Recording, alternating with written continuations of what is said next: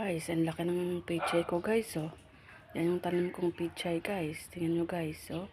Tsaka ito pa guys, oh. Ayan guys, ang laki ng pechay ko. Ang pechay yan guys, oh. Ang laki, diba? Pakinabangan natin yan guys. Pansigang, at saka ito aking strawberry, oh.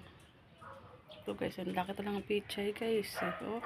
Ito guys, ang taba. Tingnan mo yan guys, kung gaano kataba. Healthy yung aking pechay guys.